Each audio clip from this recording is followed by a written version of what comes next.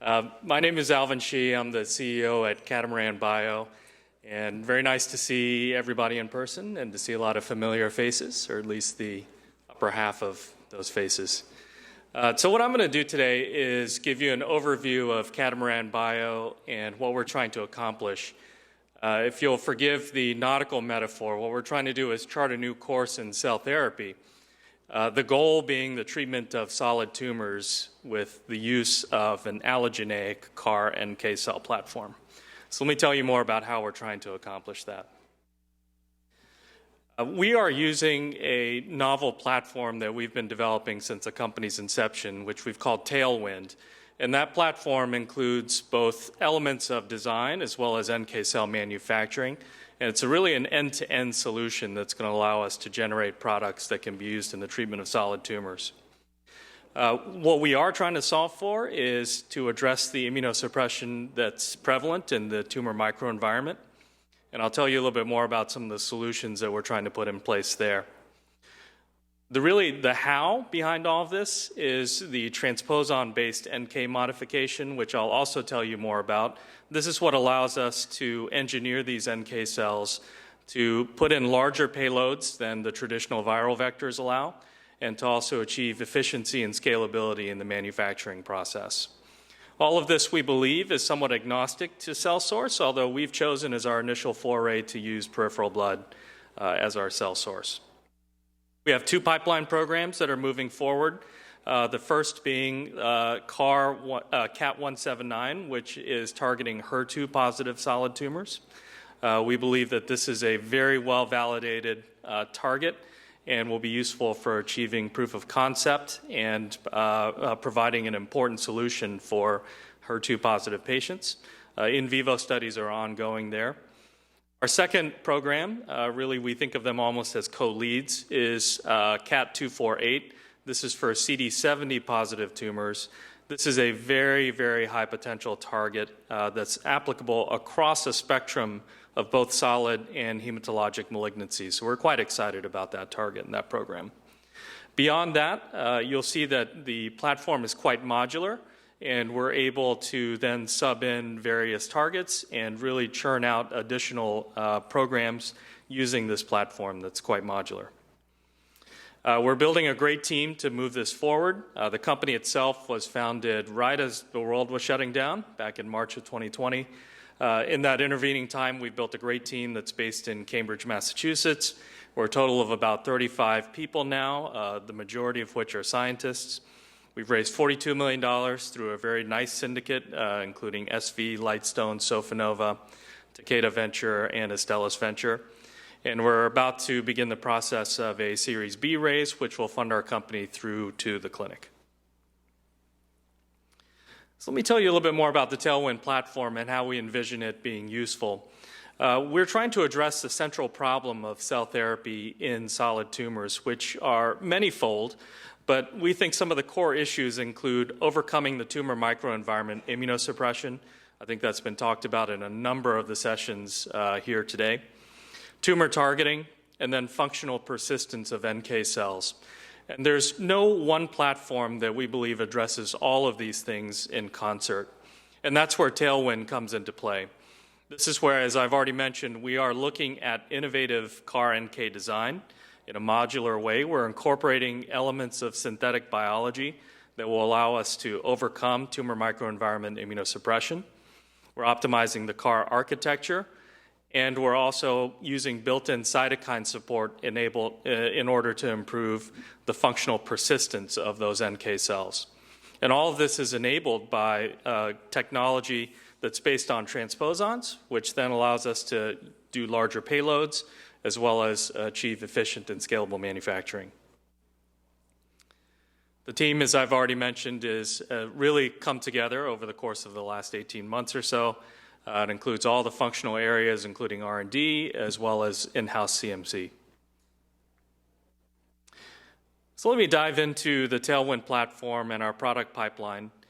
And as I've mentioned, it's really an end-to-end solution. What I'm going to focus in on are three elements that are differentiating for Catamaran. And these are key features of our platform. The first being transposon-based engineering, the second synthetic biology, and the third being the NK cell persistence signal. And I'll go through each of these things in order. So transposon-based NK cell modification is really at the core of what we're doing, and it's a key enabling technology for us. Here we're using the TC Buster transposon system, which we've in-licensed from our partner Biotechne. This really provides a simple and very cost-effective manufacturing solution that's much simpler and uses fewer GMP components than a comparable viral system. And you can see the elements are on the right. You essentially have PBMC-derived NK cells. Those go into solution along with the TC Buster transposase mRNA, as well as the transposon DNA plasmid. And those things go, and after an electroporation exercise, the end result are CAR NK cells with multiple components that are ready for expansion. Now, of course, I've vastly oversimplified that process. There's a lot that goes in both before and after the electroporation process. But that essentially, in a nutshell, is the way the transposon engineering works. I've already mentioned that the genetic payloads that we're able to incorporate there are larger than you would typically expect in a viral system. And we also have the ability to do multiplex engineering to insert and or knock out various genes in one single electroporation step. So you can see why this is a very efficient process. I won't spend long on this, but just to show you some of the efficiencies that we're getting, you can see on the left-hand side that transposon-based NK cell modification is efficient. This is day 21 post-electroporation data. You can see that we get upwards of 40 to upwards of 50% efficiency using the transposon system. And not only are we efficiently modifying transposons, or efficiently modifying those NK cells, we've actually shown that they maintain activity, and that's what's shown on the right-hand side. You can see the bottom two lines are electroporation only, or NKs that have only been electroporated with the CAR transposon. When you add in the transposase mRNA and put the whole system together, you can see that at various effector to target ratios that you get very effective killing of these target cells. So we're very encouraged by the performance of the system in our hands. The second element is the Tgf Beta Switch, and this is where the synthetic biology element comes into play. We know that Tgf Beta is the primary suppressor of NK cells and other immune cell activities in the tumor microenvironment. And what we're intending to do, at least in the first generation of our products, is to take a Tgf Beta switch, which is essentially a truncated version of the receptor, which will bind Tgf Beta, which is illustrated in the little blue squares. And it will bind up the Tgf Beta without transducing the signal through SMAD2 phosphorylation. And so this is, I think, a concept that's been tried before. We are incorporating it into our first generation products. You could see how eventually we could move towards other systems where not just the Tgf Beta signal is blocked, but you could actually turn that into an activating signal for NKs, and our team is actively working on that. The data that we've generated thus far using just the Tgf Beta trap has been highly encouraging. So you can see here on the left-hand side that NK cells, when they're in the presence of Tgf Beta, are severely inhibited in terms of their ability to kill. You can see here a 75% reduction in the presence of Tgf Beta versus no Tgf Beta. But when you incorporate the Tgf Beta trap, you can see that those NK cells are essentially blind to Tgf Beta and maintain all of their killing activity. And this has also been demonstrated in vivo through the work of one of our scientific co-founders. You can see here in this neuroblastoma model at the very top line that the mortality is quite high in these mice. When treated with unmodified NKs, there is some benefit, as you would expect to see in NKs. But when treated with the Tgf Beta trap transduced NKs, you can see that the efficacy is much, much increased. And so this gives us a sense that this path has scientific validity, and we're going to incorporate this Tgf Beta trap into our first generation program. The last element that I mentioned is the persistent signal. What I'm showing you here is data that suggests that the way we're incorporating IL-15 into our NK product is actually able to impart expansion and persistence without using exogenous cytokine support. So if you look at the graph here on the left-hand side, you'll see a number of different cells, including untransduced and CAR-transduced cells. And you can see that without exogenous cytokine support, all of those cells essentially go to zero. They disappear after a few days' time. What you see in the magenta line is when you administer exogenous IL-15, and you can see a transient spike in cells, but those come down over time. What you see in the light blue bars, however, is our CAR NK along with a IL-15 element, and you can see that those continue to expand and persist throughout the course of this experiment. We've also shown this in vivo, that IL-15 improves NK persistence, and you can see here again the effect over prolonged periods of time. You do see that CAR IL-15 construct gives you persistence all the way through to the end of this experiment at 34 days. So we're highly encouraged by that result as well. So just to sum up the way the Tailwind platform is constructed and how we intend on utilizing it, we are going to be targeting tumors using CARs that are optimized for NKs. The tumor microenvironment solution is the Tgf Beta trap in the first instance. And again, the evolution towards more sophisticated and other types of solutions for tumor microenvironment in the second generation.